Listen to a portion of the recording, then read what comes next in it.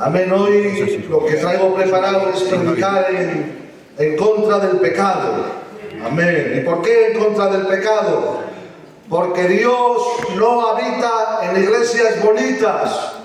Dios habita en iglesias santas. Amén. Amén. Iglesias que amen la santidad. Amén. Y para predicar en contra del pecado, para poder defendernos y estar alertas del pecado, lo primero que necesitamos es saber qué es el pecado y cuándo un acto nuestro se convierte en pecado. No hay duda que el pecado es una ofensa contra Dios. Amén. Pero yo creo que si nos preguntaran a nosotros qué es el pecado, todos diríamos que es desobedecer un mandamiento de Dios.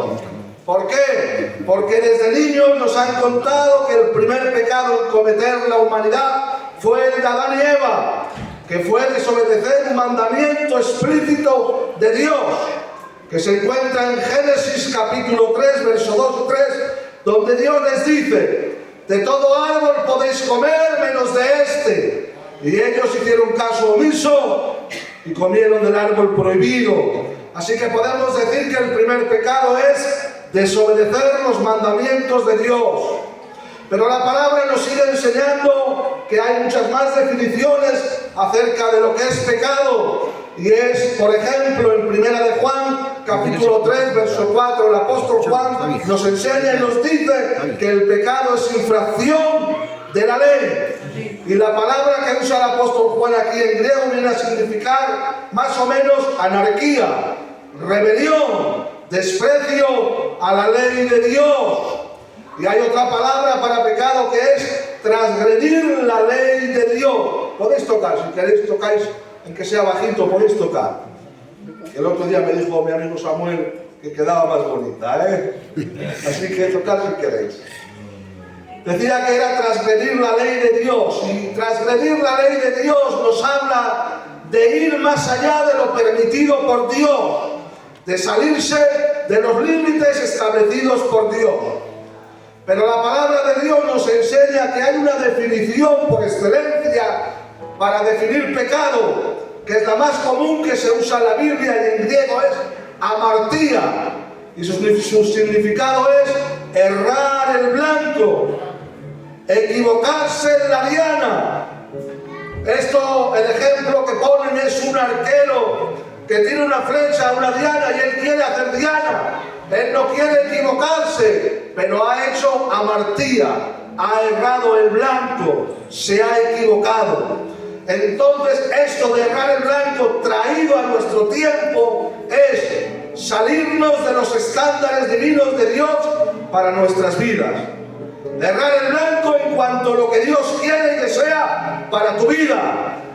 Que el hombre no alcance el objetivo para que él fue creado por Dios. Eso es errar el blanco, amartía. Así que llegados hasta aquí podemos decir que pecado es desobediencia.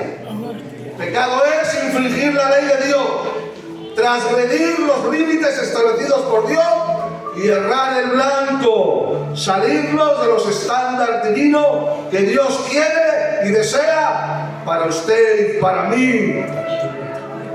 ¿Y cuando un acto nuestro se convierte en pecado, hermano Nando? Cuando desobedecemos. Amén. Cuando infringimos la ley, cuando transgredimos la ley, cuando nos salimos del plan para el que fuimos creados por Dios. Ahí estamos pecando. ¿Y cuáles son las consecuencias del pecado, Nando? La muerte espiritual, la condenación eterna, la degradación del hombre, el desorden de su carácter, porque el pecado deteriora el carácter de las personas. La persona que peca daña su propia integridad, y la persona que peca se aleja del ideal divino de Dios para su vida. La persona que peca crea hábitos que le degradan y que no le dejan ser feliz. El pecado es el virus más contagioso del mundo y el más letal de todos los virus. Lo destruye todo, todo lo bueno. Rompe la mejor de las amistades, que era la de Dios con el hombre. Destruye las familias, arruina las vidas. Todo lo que toca lo ennegrece. Y vuelvo a repetir lo peor. las consecuencias eternas, la condenación eterna. ¿Y cuál es la solución, Nando? Nos dices lo que es. ¿Cuál es la solución? Jesús. No hay más. Solamente Jesús es la solución. Dice Romanos 6:23, ¿se acuerdan de los laureles? Porque la paga del pecado es muerte, pues el regalo de Dios es vida eterna en Cristo Jesús. Así que hasta aquí decimos, solamente Él tiene la solución. Solo Jesús es la solución al problema del pecado. No hay obra humanitaria ni religiosa en el mundo, por grande que sea, que nos haga dignos del perdón de nuestros pecados. Solamente somos afectos a Dios por medio de Jesús. No hay otra forma ni otra manera. Y cuando recibimos a Jesús como Señor y Salvador, por medio de un arrepentimiento verdadero y genuino, todos nuestros pecados han sido perdonados. ¡Qué bien, gloria a Dios!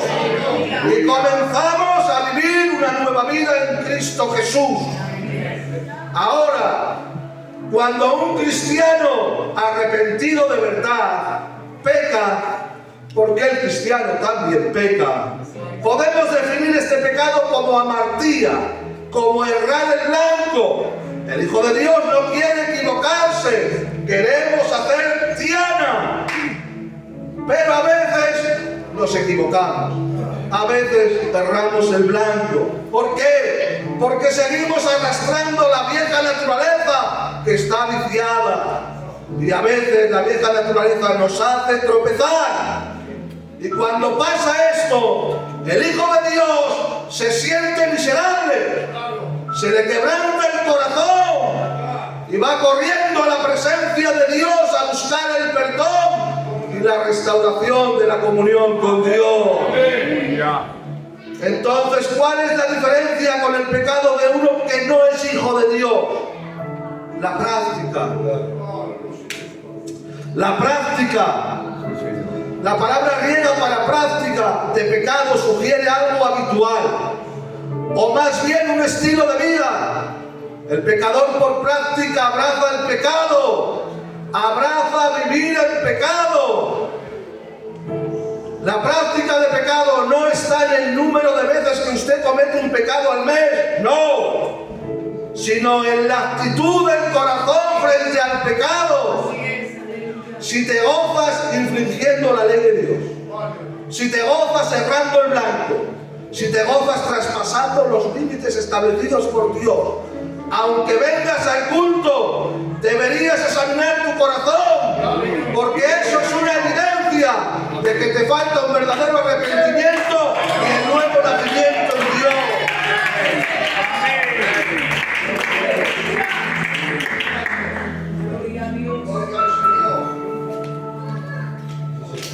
Una de las evidencias de que un cristiano ha nacido de nuevo y que es un hijo de Dios es su actitud frente al pecado.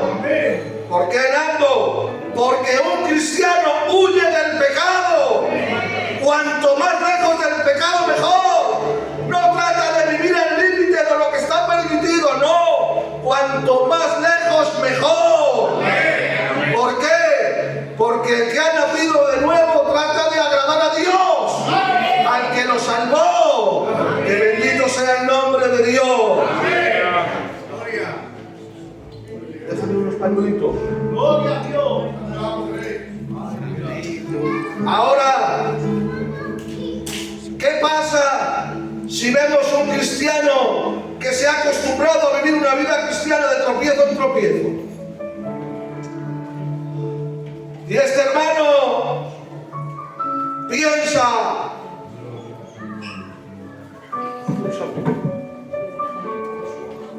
que Dios lo bendiga.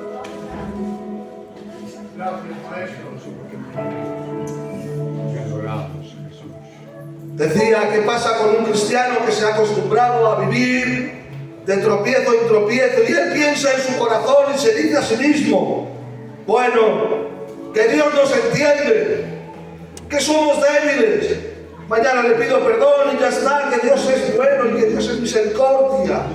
Bueno, lo primero, y posiblemente lo que es, que posiblemente no ha habido en su vida un verdadero arrepentimiento. No ha habido un arrepentimiento verdadero y genuino y sigue con la falta de la experiencia del nuevo nacimiento en su vida, que es la experiencia que nos capacita para dejar de ser esclavos del pecado. Así que esa persona que piense así, lo que necesita es un verdadero arrepentimiento en su vida. Pero bueno, vamos a pensar que puede haber un cristiano que comience en algún momento de su vida cristiana a tropezar y comience a convertirse en un negligente indolente. En este caso, el Espíritu Santo se contrista en el creyente. Y el creyente también es contristado por el Espíritu Santo. ¿Para qué? Para que deje de hacer eso que está mal. Para que se aparte del pecado que está cometiendo. Y el Espíritu Santo está trabajando en ese hijo de Dios para que se aparte del pecado y se ponga en el orden de Dios. Pero, ¿y qué pasa si no se aparta del pecado y sigue pecando? Que se encontrará con la disciplina de Dios. Puntualizo algo hermoso.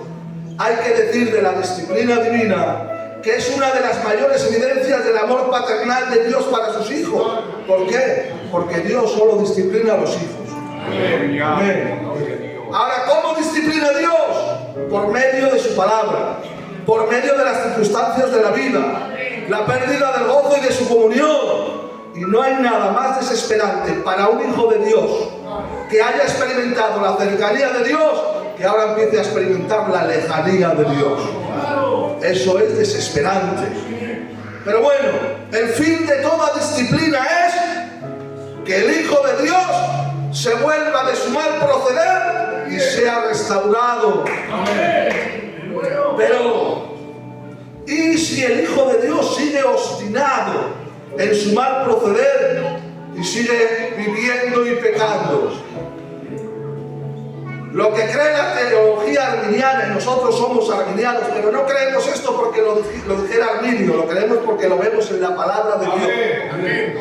Es que puede caer en un endurecimiento de su corazón y puede perder la sensibilidad del Espíritu Santo y puede comenzar a vivir en un pecado deliberado y puede llegar a caer en una apostasía y puede perder la salvación.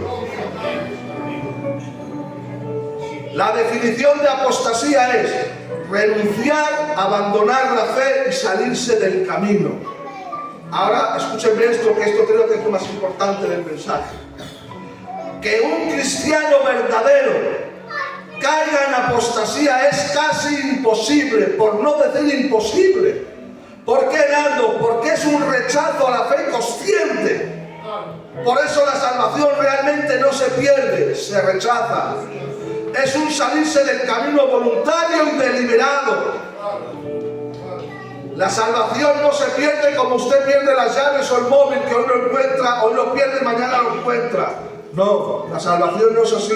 No la pierdes hoy, mañana la encuentras. No. La salvación no se pierde por un pecado o por un tropiezo.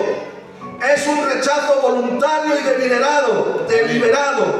Es un rechazo a la fe en Cristo. Amén. Y tomar la decisión de que quieres volverte al pecado. Por eso digo que es casi imposible que un hijo de Dios verdadero caiga en apostasía. ¿Por qué, Nando? Porque un hijo de Dios verdadero ha entendido que sin Dios no se puede vivir. Amén. Amén. Un hijo de Dios verdadero ha entendido que la vida sin Dios no tiene sentido. Amén. Un hijo de Dios verdadero ha entendido que Dios es lo único que da sentido a nuestras vidas.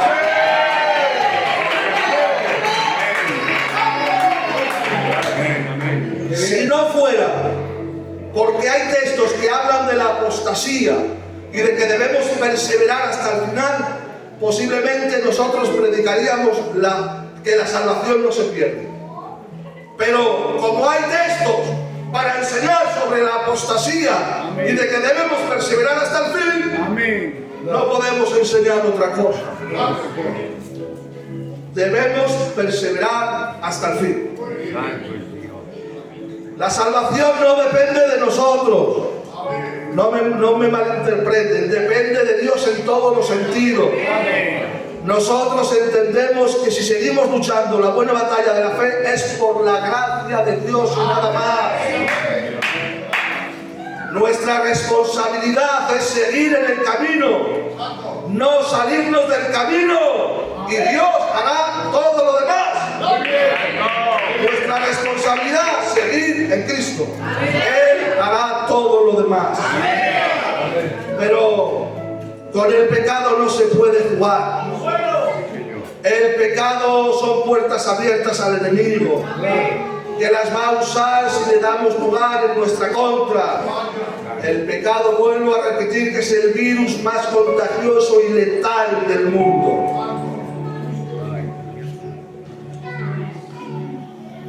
Y hasta ahora hemos visto que pecado es desobedecer, infringir, transgredir y errar el blanco. Pero ahora vamos a hablar de un pecado que se habla muy poco, y es del pecado de omisión. Santiago capítulo 4 verso 17 dice: y al que sabe hacer lo bueno y no lo hace, le es contado como pecado. Si ustedes saben hacer lo bueno y no lo hacen, están pecando. Pero no voy a seguir, porque si me ha levantado el dolor de cabeza, que estoy sufriendo. Así que esto lo voy a dejar para otro día, ¿vale? Que Dios les bendiga y fuerte el aplauso para ti.